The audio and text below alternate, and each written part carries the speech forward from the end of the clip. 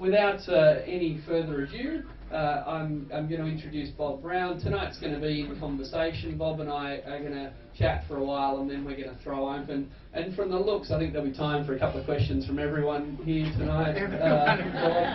Look, we're pretty strict with time. We start at 6, we finish at 7, but you know, it's politics in the pub. Feel free to stick around and have a beer and talk to people about what you've heard.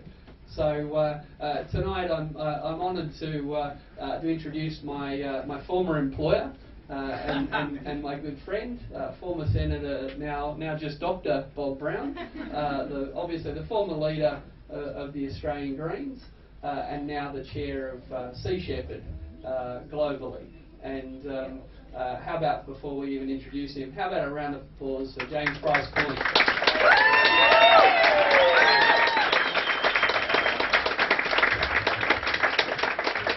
I told you to be a tough crowd, Bob. Yeah. So thanks for coming along. Well, why don't we start with James Price Point then? What happened and how did it happen, and why should all of us be interested about what happens on the other side of this vast continent? Well, thanks, Richard. It's great to be back here. Thank you very much. And I just want to pay tribute to the Australia Institute and the great work you and everybody there does. We're in a world where progressive thinking is completely outdone by the neoconservatives, if you like, and having a think tank which is rational and human-based and based on society and the long-term view is a wonderful asset for this country and indeed the world. James Price Point is called Walmadan by the Gallaraballoo people. It's 60 kilometres north of Broome, which population 15,000 is the capital of the Kimberley in northern Western Australia. And Woodside was to place the world's biggest gas factory ashore there, with a 6 kilometre ditch built out into the ocean. Half of the length of that was to be a breakwater, but that was to accommodate massive gas tankers. I mean, really huge ships, all with the pilot vessels and so on. Thousands of them coming in and out each year across the world's biggest humpback whale nursery. The whales enclosed, the mothers with their babies, 13,000 up there when we went last August.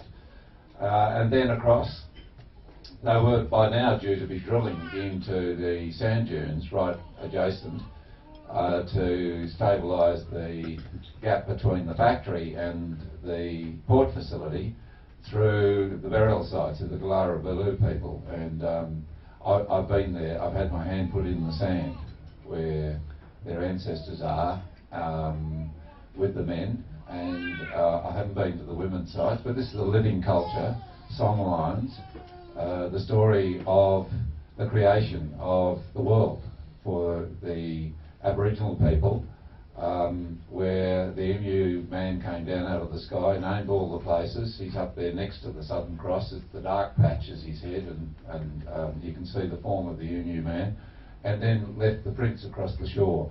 And now modern scientists say, well, those prints are 270 million-year-old dinosaur prints, and these are the best, and certainly the biggest dinosaur print in the world is there and was to be obliterated by this factory. No price on that, no price on the sunlines, no price on the whale nursery and many other things there in weighing up whether this gas factory should go ahead. All those priceless things had no price and no value and were discounted by the Premier of Western Australia and Mr Barnett and the Minister for Energy, Martin Ferguson, who recently backed the wrong horse in the leadership stakes in Labor and is currently out of the portfolio. But anyway, what happened there was Woodside had partners like Shell who didn't want to go ahead in the face of such bitter public opposition. I can tell you that in Western Australia, in the Kimberley Greens, Paul and I went up there a number of times, and they stood a strong candidate, Chris Maher, great candidate. He campaigned as being the only party opposed to the gas factory. They increased their vote by 100%. In the rest of Western Australia, the Greens vote went back by 4%. in the Kimberley it went ahead by 100%. And all I can say about that is if you make a strong stand on an issue, people will value you for it. And that's what they did. And he came within 300 and something votes of winning that seat. So, you know, a bit like winning a seat at Brewarrina or Broken Hill. But when the Greens are the only people who'll defend the lifestyle of a place like that and the indigenous culture and the environment, it makes a big difference. So it's very great that that's off. But it doesn't mean that the resource extractors won't be back in there to the Kimberley. They're after diamonds, uranium, coal, bauxite, you name it, water, dams, dam sites. They want to industrialise the Kimberley, one of the last great wild regions with traditional culture attached to the land and living as it has for time going back beyond our ken. And it's up for exploitation by the money grabbers and the corporate sector and those who believe that the planet is for us to extract maximum out of now and somebody will look after the rest. And that's not going to happen. But yeah, the Kimberley is a great example of the case that you fight an environmental battle. If you lose it forever. If you win it to fight again. And so they will. I hope that doesn't mean you think you're going to have to fight the Franklin case again, or... Well, there's still letters, you know, peter in from people at least as old as me saying we should still build the Franklin Dam. The problem for them is that on the west coast of Tasmania, the only thing going well is the tourism industry. And last week's figures in Tasmania for direct employment showed tourism at 15,000 and heading north, logging at 1,000 and heading south. And guess who the federal government just gave $120 million to? The loggers. Just extraordinary. And but on the west coast of Tasmania, it's a struggle. But it's not mining, and it's not logging, and it's not dam building. It's people coming to see one of the last remote wild areas being knocked around a bit by the mining, but see one of the last intact wild regions on the planet. And the Tarkine just to the north, which is now our Environment Minister, our most powerful environmentalist in Australia, Tony Burke, earlier this year got from the Heritage Council of Australia, headed up by Carmen Lawrence these days, a 2-year report which said the Tarkine, Australia's largest temperate wilderness, should be totally protected by, should get Australian heritage status as a move towards its protection. So his response to that was to put the report in the bin and throw it open to 58 mining applicants. The first one's been given the go-ahead. It's a mine that'll be 1 kilometre across.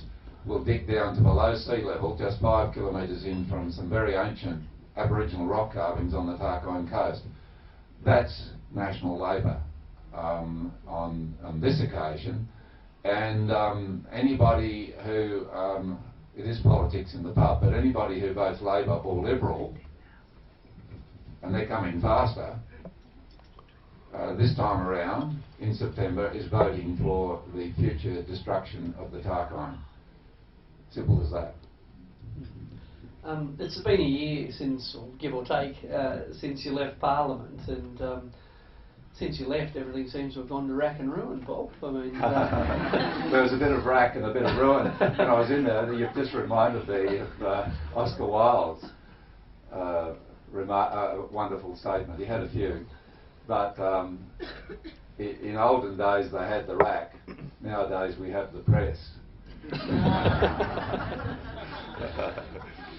You've been a parliamentary politician for for the last quarter of a century. You've spent the last year campaigning to protect James Price Point, increasingly working with Sea Shepherd to protect the whales in the Southern Ocean. Obviously, you're still involved in political causes, but you're no longer a parliamentary politician. So, I guess what's changed? How is that different? Well, look, not much. We have a marvellous system called democracy, And as Churchill said, well, people said before him, but he took it up in 1947, that democracy is full of faults, but it's better than whatever else has been tried. And I was very impressed after the great public protest in Seattle a decade ago, and then I think it was Genoa in Italy and other places like that. We had Wall Street and so on.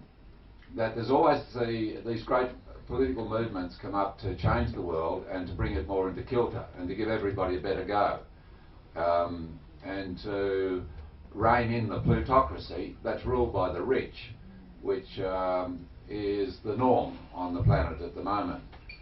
But it won't happen except through democratic representation. The alternative is violence, and you won't change governments except through the ballot box unless you take to guns. And I'm a avidly non-gun person.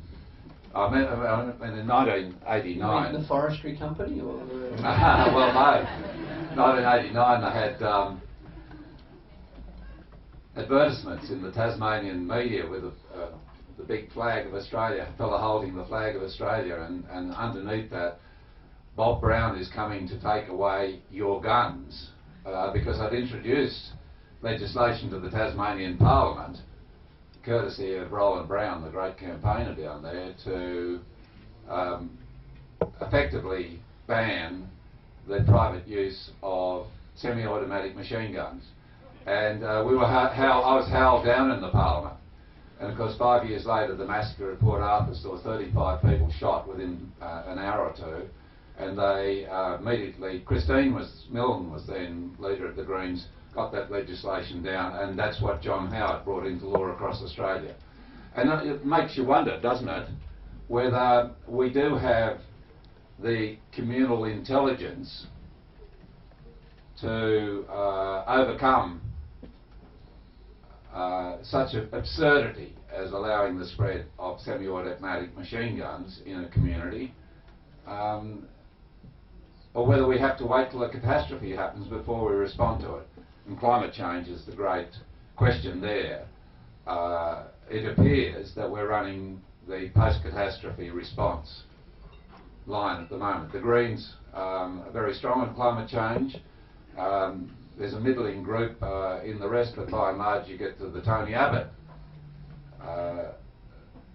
mentality, which says nothing that's going to impinge on the money-making ability of carbon producers, industry in general, should be put in the way of them doing that. Not even the prospect of some metres sea level rise in this century, the death of the Great Barrier Reef, and all the other, and 30% of our biodiversity gone, 30% of the species on the planet going in this century, and again, no price tag on them. Their value less. As the head of guns, now, which has gone its own blessed way to extinction, I'm talking about the company guns here, John Gay said on television one night, endangered species? Yes, of course we should deal with them. There's too many of them. And we've got to do something about them. They're eating you seedlings down in the Tasmanian forest. In terms of coming back to sort of parliamentary versus other versions of politics, I mean, there's two quite different notions of leadership. There's the idea that a leader is someone who can see far enough ahead and wants to take people with them. And then there's leadership of, well, focusing on the here and now and getting people to move with them. So whether it's something like gun law reform or climate change, I mean, from your point of view, how do we as a society have a conversation which is both forward-looking yet brings into account the democratic reality that you've got to take people with you? Well, I think events like this are very important, but the short-term view is extraordinarily destructive, and we're having it fed all the time. I mean, we're a materialist society, and what we're next going to buy, or what the fashion is, or you know, what's the latest model car you can get, or television set, or iPad. It is Bob's got one. I don't know if he's ever used it. the trinkets are totally beguiling. So thinking about the long term and the reality of what's happening, and it was interesting to see Dick Smith on TV last night. You know, with this, we've now turned 23 million people in Australia, and headed for 40 million by mid-century. It'll potentially be much bigger than that, actually, I think, because although I did see a report the other day saying that the world's population may tail off at 8, not 9 or 10 billion in mid-century. Whatever, we're consuming a huge amount of resources, and that same report said the biggest loss here is going to be our fellow species. There's no way in which, on current trajectory, human beings are going to make room for the millions of other species, and we're clobbering them at an accelerating rate, and there's just going to be a mass extinction coming down the line, unless we think long term and say we want this planet to have living room for our fellow species, for our own sake, if you like, anthropomorphic or anthropocentric. We want them to be there too, because they give us great excitement, stimulation. Everybody watched Nature's program, David Attenborough, you know, it's hugely popular. Nobody says bad things. That's because they're all wonderful. We're looking at this glorious planet of ours. But shopping and advertising and getting new gear cuts right across that, and it does it to me. I'm sure it does it to most of you. And thinking long term is not necessarily thinking about yourself until you cotton on to the fact that if you do think long term, then you can help assure a planet that's stable, secure and beautiful. You start feeling good about it. There's a lot of defeatism around though, and the old dictum is that all the world needs for evil to flourish is for good people to do nothing, and I see a world full of good people doing nothing. Back to the leadership, it isn't about managing, that's important, but it is about drawing on the feeling people have in themselves and saying it's okay to fight for that. It's okay to make a stand on that. If Sydney University throws out the Dalai Lama, which I heard about in the last week, they're not going to have him next month or the month after when he comes here. It is okay for me to write as a former student, I think it's called alumni, isn't it, of Sydney University, and say to the Chancellor, well, I'm throwing out too, Buster. You ask me there 2 or 3 times a year to speak to seminars at Sydney University. If it's not good enough for the Dalai Lama, not good enough for me. See ya. You know, we've all got our own opportunities to do that, and you think, oh, gee, I might want to go there. What if my grandniece gets a graduation? What if this or that? Always a reason not to do it. But it's much better, having thought out a process, to go ahead with it. And we're all potential activists. It's just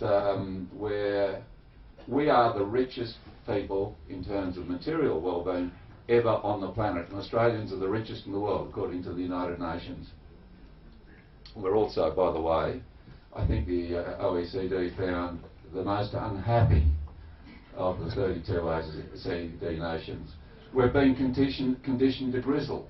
And Tony Abbott and Mr Hockey and so on saying no, and everything's bad and it's terrible and it's destructive and we're going down the chute and this has never been worse, and that's going to, you're going to lose out, and those people coming in boats are going to take the country off us and so on. We've ended up being the wealthiest people on the planet feeling aggrieved. What an extraordinary derogation of our own intellect. But the majority of Australians are going to vote for him on September the 14th, unless those polls are all wrong. I blame the Greenies, Bob. I've heard that before. Moving on to whaling, which is obviously something that you've made a massive commitment to in the last 12 months. You know, as you talked about James Price Point, there's no doubt that that not just Australians but people around the world see something particularly special about whales. But you go back 30 years, and I'm sure you remember them better than I do because I'm so young. But you know, the arguments that we have today for propping up a subsidised logging industry or subsidising the massive extraction of coal, you know, the idea of jobs and industry.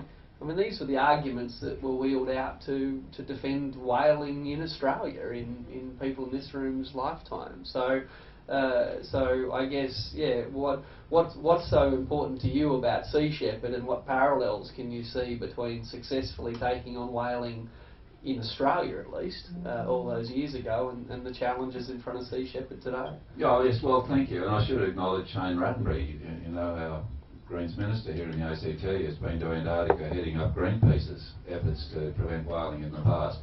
You know, it's pretty simple. If we can't protect the whales, who can we protect? I mean, these are our warm-blooded cousins, mammals, who came from the land and went back into the ocean. And they're the biggest creatures ever to move on the face of the planet. The biggest living creatures ever on the planet are the trees in California, the giant redwoods, and those vast trees of the Tasmanian forest, which we hope some of which we hope might be spared out of the current imbroglio down there. But the biggest creatures ever to move on the face of the planet were the whales. And the blue whales, which are down to optimistic forecast of 2,000 left in the southern hemisphere. They go all the way from Antarctica up to Indonesia to have their calves each year. The bigger the whale seems, the further they go. The humpbacks go to James Price Point. You know, Paul Watson thinks that if you use a different measure of intelligence, they're more intelligent than we are. They certainly have an ability to understand what's going on far beyond their immediate surrounds. That's beyond our ability to understand. And we're still whaling. Well, once upon a time, people used to whale to get candle wax and a whole range of engineering oils and indeed food. The first Japanese whaling fleet into these waters was sent by General Douglas MacArthur after the Second World War, when Japan was in ruins, to help feed the Japanese people. He outfitted a couple of boats, and that's what now the Japanese Minister for Fisheries calls our cultural heritage, as they go south and say, how dare these Sea Shepherd people cut across our culture. But the few whaling episodes that are left, and this is the Japanese only in the southern hemisphere, they're coming south with their grenade-tipped harpoons, and they're aiming to kill 1,000 whales each year under the lie that it's a scientific operation. But they take it all back, cut up into the markets of Tokyo, and they, you know, they're not selling well. It's not good stuff to eat. However, there's 6,000 tonnes of it now in warehouses in Japan. They've even tried giving free school lunches, whale sandwiches, to the kids in Nagasaki to get sick of it. The kids have decided to go without lunch. But here is a free source of exploitation. They're paying nothing for it. Breaking international law, breaking the laws of this country. Our federal court in 2008 ruled that their whaling in the Antarctic whale refuge is illegal and issued an injunction against it. But guess who's on the run? So they're criminally killing whales under our national jurisdiction. Guess who's on the run? Paul Watson from Sea Shepherd, who's been down there to uphold the law. And Japan's got out a red alert for him, and he can't land anywhere in the world. He's a prisoner out there on the ocean at the moment. Any journalists here? Oh, well, I can tell you that some time ago, I went for a long trip out off the eastern coast of Australia to meet Paul and talk about it. You know, he's a remarkable character. I think one of the great environmentalists of the last century. But he's threatened if he lands here that the Japanese will issue an arrest warrant and our government will extradite him, if not straight to Japan, I doubt they do that, then back to the US, who will consider extraditing him to Japan, and they'll lock him up. For what? Upholding international law. The one bright thing on this horizon, and you know, Wales, I want people like us, and you do too, people like us, to be able to go whale watching 1,000 years from now. I want the whales to be alive and out there. They're just, it's a life special experience to see a great whale come up and turn over, and then her baby come up and flap its tail and go down as well. And to come straight at you, and I think you're going to tip us over. We're in this little boat, and you know they're in control. They know exactly what they're doing. And these great creatures are in great danger of extinction. It's not just the Japanese whalers. That gas factory up in the Kimberley was a bigger threat because it was going to invade the nursery, the generation point of the whales. These are Australian whales. They're not Antarctic whales. They have their babies here. They go down there to feed in summer. They're Australians. And we're going to put up a gas factory that wrecks their nursery. Imagine if we tried that with our own species. There'd be hell to pay. Anyway, Paul Watson's on the run.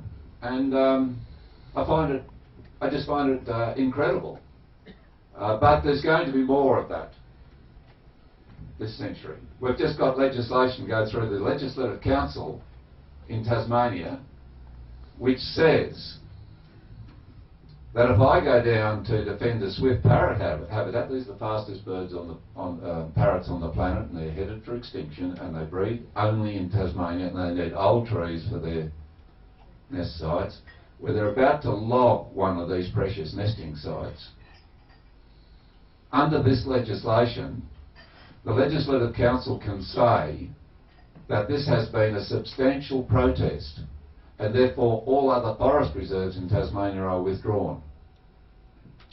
You go and protest to protect the forest over there, and that licenses that council to knock out a forest reserve over here. What an ingenious little piece of nasty trickery to put you on the rack. And there's more coming to vilify environmentalists and to make the penalties on them life-changing for standing up for life and beauty and creativity and the inspiration which nature gives us on the planet. This is the age of aggressive materialism. It's a rampant religion, if you ask me, and if it's not stood up to by everybody, it's going to maraud the planet in such a quick time, and we have no way of coming back from it. Sure, there might be people here 1,000 years from now, but boy, are they going to be desperately sad at what happened to the planet. And that's what gives me a kick, is standing up to that. You might think it's leadership, but really it's self-investment. I just feel good about doing it. Bob, I'll ask you one more question before I throw to the audience. And you just brought up religion, and you were brought up a Methodist. No, Presbyterian. Presbyterian. Oh, sorry. Lynn's going to tear me apart. That's all right. You know, we've talked about some of these things in the past, and you know, in terms of encounters with the exclusive brethren, for example, or you know, issues that are close to your heart, voluntary euthanasia, same-sex marriage. It often seems that organised religion is the opponent of so many of these progressive reforms. But of course, you know, religion and the visible representation of organised religion are really quite different things. So, what is it? You know, if we do want to see change in this sphere, whether it's voluntary euthanasia, or same-sex marriage, or many of these areas in which organised religion is often seen as the sticking point. You know, what is the way forward there? And in particular, I mean, we're having a Royal Commission this year into child sexual abuse, which I think, when it begins, is going to be traumatic for many people. Is how do you think that what we're going to hear in the coming years about that may or may not shape how these debates pan out? Well, I think religious dogma is dangerous. And we've just seen a bit of that played out so unhappily in Boston. And, you know, all the news reports I hear, the perpetrator there got religion 3 years ago. And there's no... I believe that all of us have our right to our own beliefs and our own religious ideas. But where faith replaces reason, I depart company. You know, I know I whimsically suggested that celibacy ought to be on the agenda tonight because... I was coming to that. Because, you know, the Council of whatever, 400 AD, decided that men should be celibate after a long debate, this way and that way. Not that there was any pre-example about it. I'm talking about here in the Christian church, and what a disaster that's been. How unnatural is that? And in a literate, modern, educated society like Australia, should we allow anybody to have a condition of employment that you be celibate? Really? No, the answer to that is no. But you raise that in the political arena and see where you get. And I think it's common sense. It's just plain common sense. I think we're in a state of we exist in the wonderful universe. We're on a beautiful planet. It's inspiring just existing here. We don't know the fundamental reasons as to how or progress is. You know, you can ask Brian Schmidt. He's a wonderful character. Come along to this next Politics in the Pub. He's a fantastic character. I assure you that's going to be a good night. But you know, ask him. Is there a parallel universe, as I did recently in Tassie, or was there one before the Big Bang? And he says that's a religious question with the scientists, you see, because we don't know. And you can only, if you try to fill in the gap where we don't know, you start becoming, you're using a religious or you're inventing something. And we do need to invent things because it can be very confronting. Our existence can be very confronting without we have an invention, a story to tell. Human beings have always had a story to tell, but where that story then starts to be compulsory or sets the rules or starts ruling out other people's stories, that's where I part company. So I think we do have to find our own joy in our own belief system, but I don't think we should have it dictated through a dogma. I think that's quite dangerous. at least one person agreed with that. The moderator of the Presbyterian Church one. Look, I think it's a good time to throw it open to questions from the audience. I don't think we're going to get to everybody, but you're lucky enough to be standing right in front of Serena, so you can go first. Given the shift to the right of the two major parties, do you see the Greens as not even so much as being a left-wing party, but now a moderate or a centrist party? Yeah, the Greens never were a left-wing party as such, even though I proudly wear that label, because I think left means progressive, it means concern for people. I hope the Greens aren't a moderate party. because moderation, being moderate in the current political firmament means being to the right. But I think the ecological component of it, there's very little in Marx about ecology, I can tell you, is extremely important here. And looking after the planet has to be understrap everything we do. And therefore, you know, I think it's terrific that Simon Shake's the Greens candidate for the Senate here, and I think that's one of the telling things about this election on September the 14th is what happens in the Senate, because I'm sorry, I'm just straying here for a moment, but because the polls tell us we're going to have Tony Abbott in control of the lower house and Eric Abetz in charge of the Senate. That's what's coming. With Barnaby as Deputy PM. Yes, and with Mr Bernardi as second Shirang in the Senate. Now, this is the reality of what those polls are saying. And getting a Green senator up here is a massive bulwark against that happening, and to keep the Senate as a watchdog on what is going to be an Abbott government, unless things radically change in the short term. So I think the Greens, they used to say in Germany, the Greens are neither left nor right, we're just in front. But I just think that's I just think that's a statement. I think if you include in the left the idea of looking after the planet, and my religious basis comes back in here, because I think that's fundamentally my background in religion comes in here, then we should proudly say we're all that's left of the left in terms of mainstream politics. Jennifer? Hi. Some of us can't vote on the 14th of September because of a religious thing, but we'll find other ways to vote.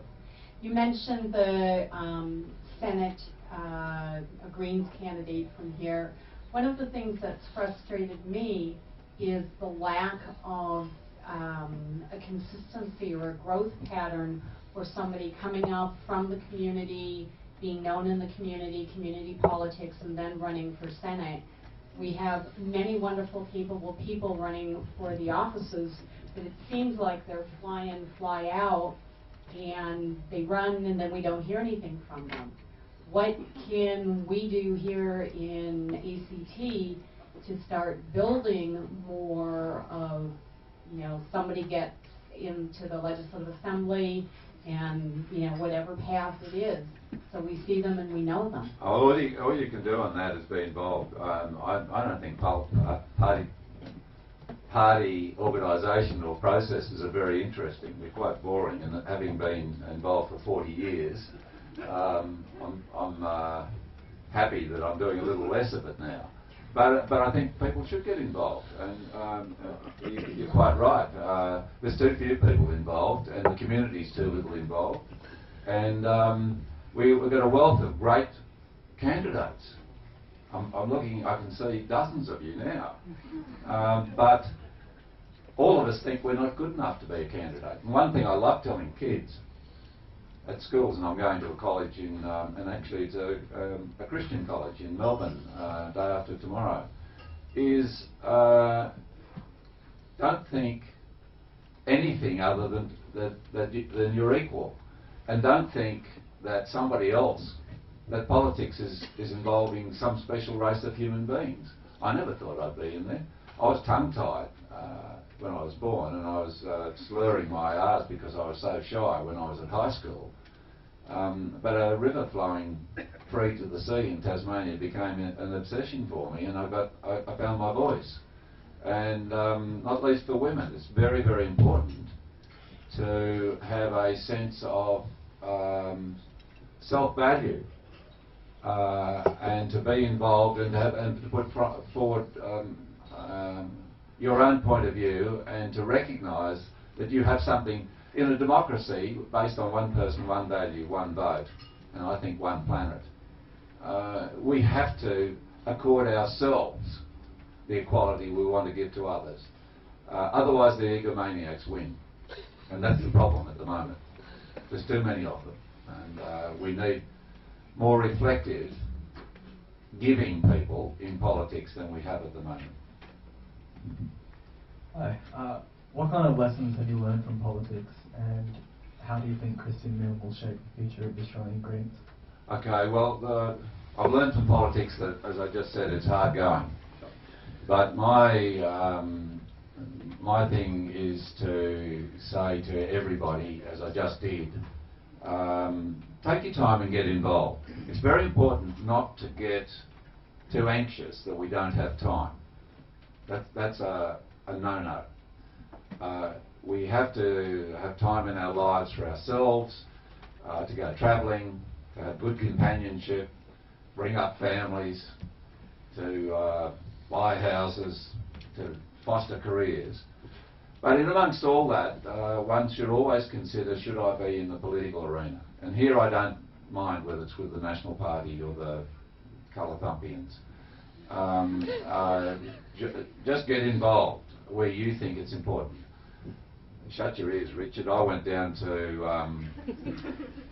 Blythe Street in Sydney back in the 60s to see if the Liberal Party, see what it took to join the Liberal Party, and the door was shut. I got there 5 minutes too late. Now I always think that I had a guardian angel with me on that occasion, because it wasn't too long after that I went to Tasmania. You know, I was all over the place and ran into the new Greens Party. I ran into the nascent Greens and I was home.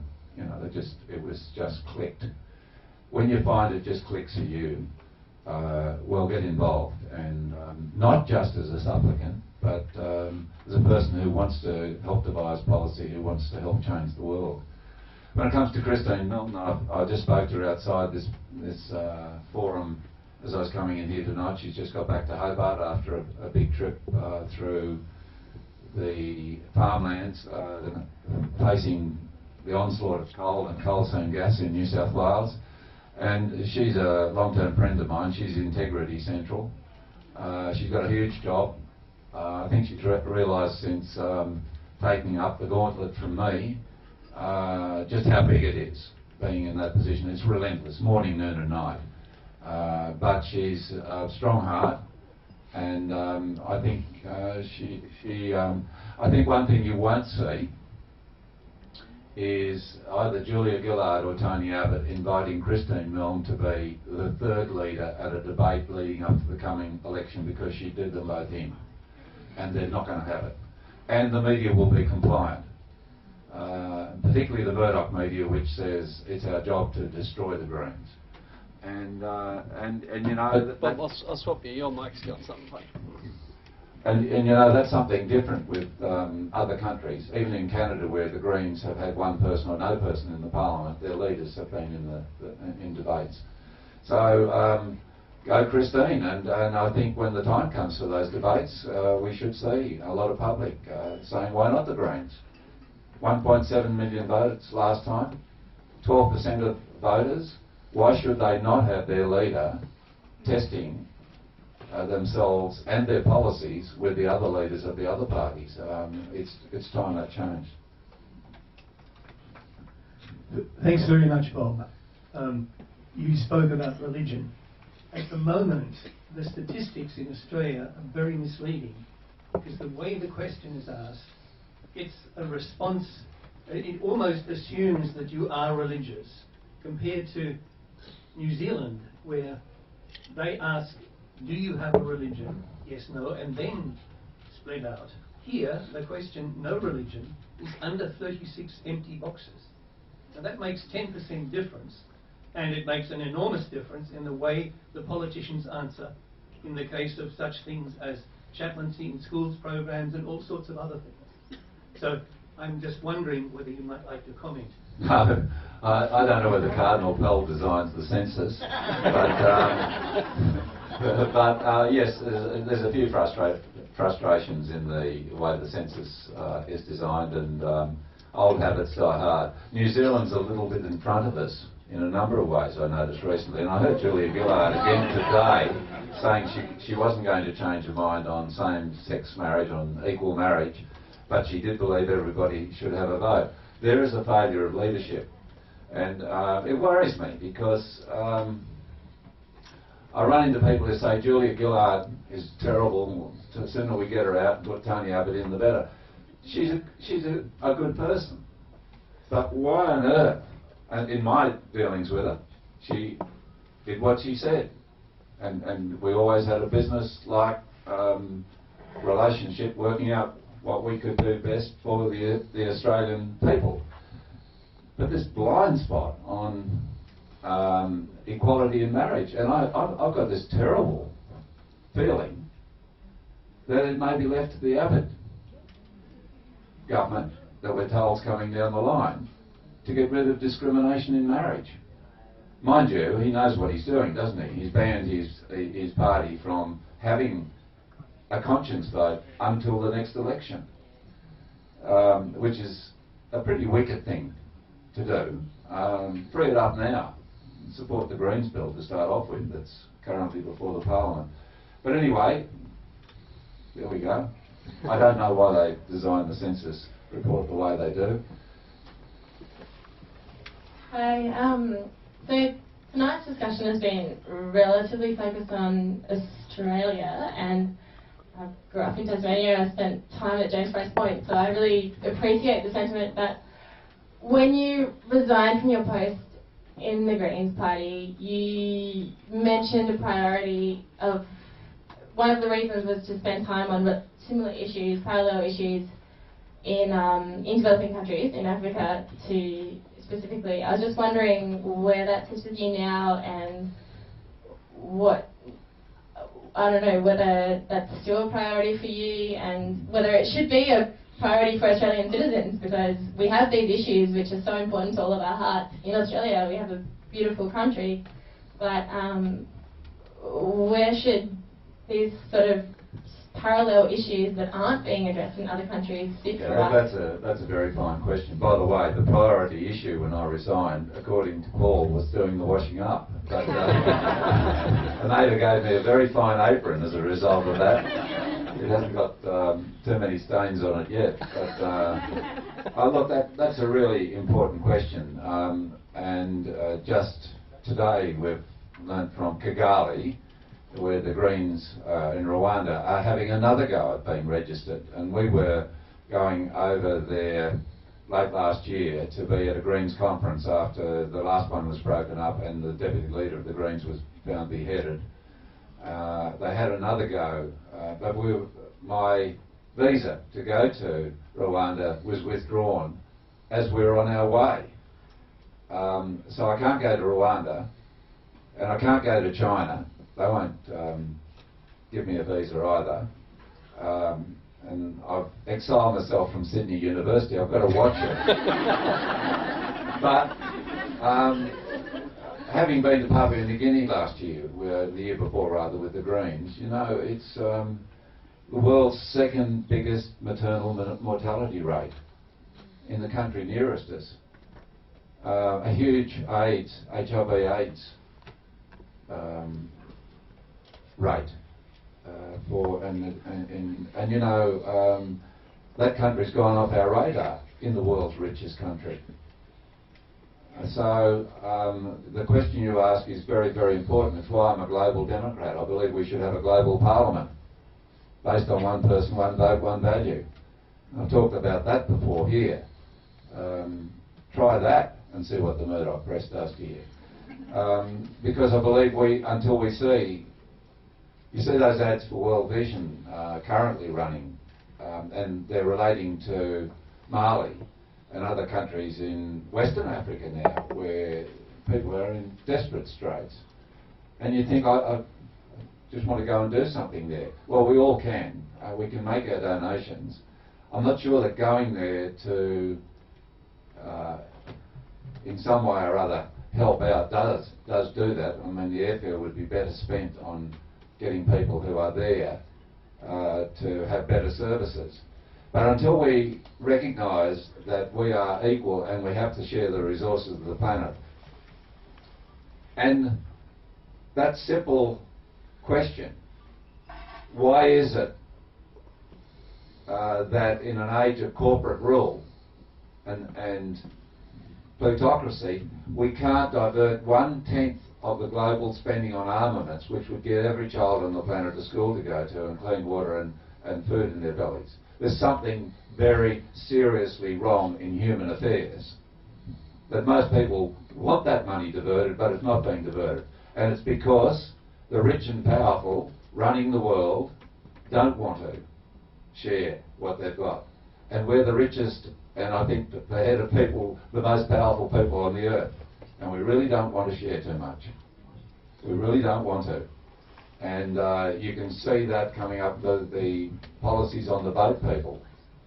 And our next government's going to turn them round and send them back to Indonesia, which says it won't have them.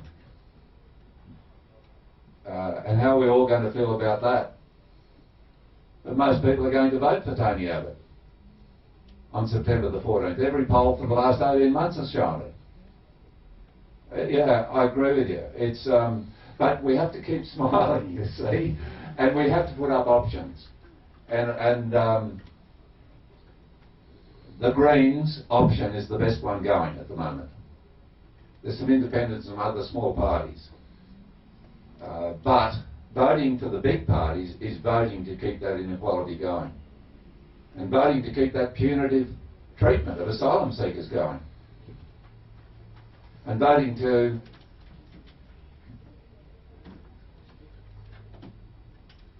leave Paul Watson floating at sea. And voting to cut back, I can guarantee one thing that the Abbott government will do after it's sacked 10,000 public servants plus more, it'll cut overseas aid from this country. You don't have to listen to too many coalition senators in the Senate to know that's what's coming down the line. But people know that and they're going to vote for them. So we've got a big job to do in the next few months to at least challenge voters to say, is that really the Australia you want to have for the next 3, 6 or 9 years? But if Australians vote for it, that's our democracy. Just before we take the next question, a quick plug for if you sign up to the Australia Institute's Facebook page or website, you would know we put out an infographic recently. I don't know if you know this, Bob, but we put out a little infographic recently that shows that Australia is the 3rd largest recipient of Australia's foreign aid. I'm not kidding. The number 1 recipient is PNG, the number 2 recipient is Indonesia, and the number 3 recipient, $375 million a year, is Australia, because we classify incarcerating asylum seekers within our borders as foreign aid. Good idea. Good evening, Bob. With regard to climate change, do you think we're past the tipping point? Yes, but I'm not sure about it.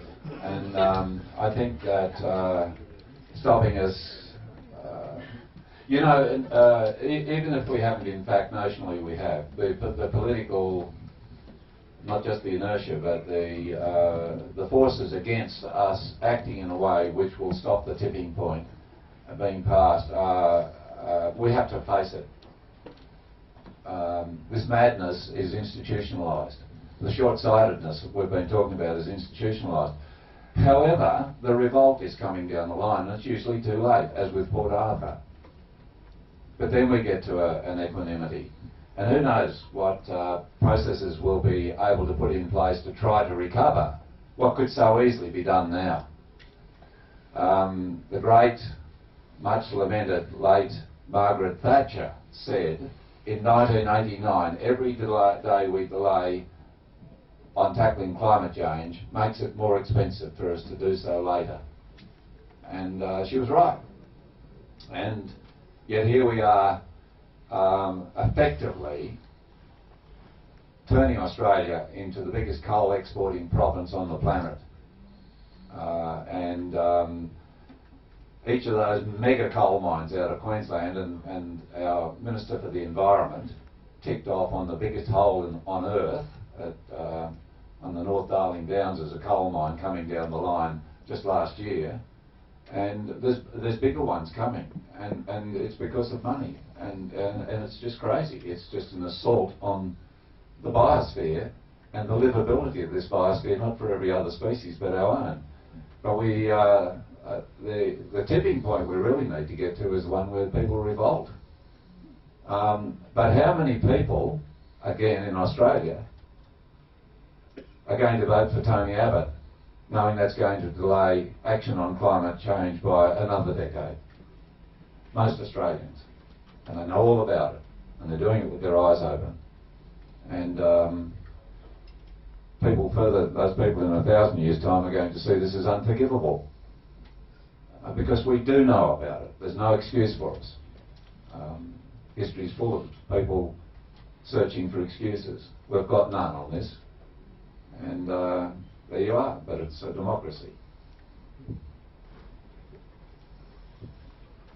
Bob, might I say that I've been an admirer of yours for some years, mainly because I feel that the Greens and under your leadership has put people before themselves, I guess, and before their own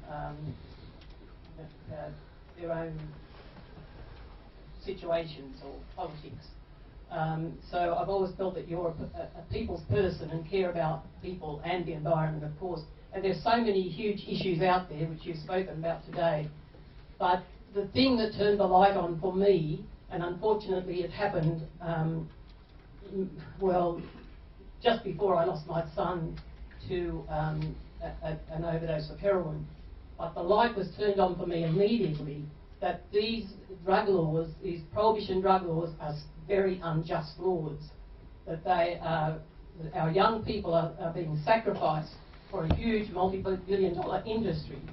And I know that over the years the Greens have had some very good policies, but it is such a very difficult issue to be debated in any rational objective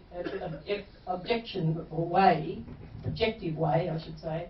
And I'm just wondering, do you have any advice or can you offer me any hope that at some stage we will have governments that are willing to look at the real issues of drug prohibition, which has caused more harm than it was ever set there to do, and that it causes more harm than the drugs themselves, and yet it is an issue that we can never get debated properly in any of our parliaments in Australia? Yeah, firstly, grief for your son, for your loss of your son, and it's as you'll know, it's happens to so many people, and the topic is taboo, and raise it and you get punished. I remember when the Greens were on 2 or 3%, I think it was, Ben, way back, having the fantastic opportunity of an interview on Sunday morning with Laurie Oakes. And the first question is, in a very put-down way, so the Greens are going to legalise drugs. I did the best I could with that question, pointing out that people who make money out of drugs should be criminalised, but the victims of it shouldn't be. But I knew that I left that studio with a lot of voters out there alert to the fact that the Greens were somehow soft on drugs. And it doesn't matter that we've got a great brace of great academics, police, commissioners, coroners, doctors, right across this country saying we've got to end this drug prohibition. And yet the politicians won't. And a single most villainous factor here is the media itself. It will not allow for a level-headed proper debate. But you see, there are places in the world, like in the US, these things come in fits and starts, where there is changes going on in the laws. And I think I am hopeful about that. I think that will change. But it will be post-Rupert. It will be post-Rupert. And I don't know why that is. I do know that just recently we had some attempt to get the media to simply be regulated according to its own code of ethics, and that fell flat. You know, you remember the furor. They're untouchables in the wrong sense of the word, but they've done a huge amount of harm by the way in which they have vilified anybody who's tried to reform drug laws in this country for the better and to save lives and to lessen the misery which comes out of prohibition. So thanks for that question. Bob, we're nearly out of time, and before I just ask you if you've got any closing comments, far be it for me to start a rumour, but I just want to ask you, is it true that Tony Abbott has sounded you out to be the next Governor-General?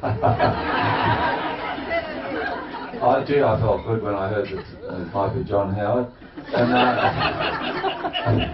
I mean, this country can be proud. And, but no, I think it might have been Ben again, looked at the betting stakes, and I'm on the list at 152 to 1. So at least I'm in the running. I think, you know, I really think politicians shouldn't be, ex-politicians shouldn't be Governor-Generals. I mean, there's got to be exceptions to every rule, and you can't write a rule like that into law, but I think we should be a republic. I think we should have, we've got wonderful Australia. The current Governor-General should be the President of this country, not the Governor-General. And I think there's many more like her that we could be really having as a largely ceremonial position. They've got to be there when the chips are down. But we've got a constitution to help with that, and one of the things that is inevitable in this country is the republic. And when that happens, that may be after my time. But the answer is, I don't think, no, I don't think I'm really in the running. I don't know that I want to be either. I don't think so.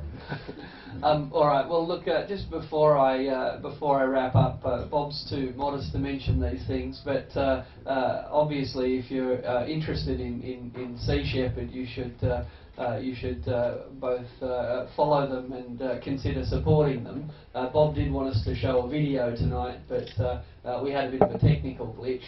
If you have signed up tonight, I thought, Bob, we can easily send around a link to all of the people here who, if you do want to see that, and also there is the Bob Brown Foundation, which if you're interested in what Bob's up to and again would like to support him in his endeavours, I'm sure he'd be happy for your support. So Bob, is there anything you want to say before we wrap up? Oh yeah, the Foundation's for Impecunious Greenies. It's helping hopeless or odds stacked against them green causes by and large, and so I hope that goes well. But no, thank you very much, and it's just been a real pleasure being here. Thank you all.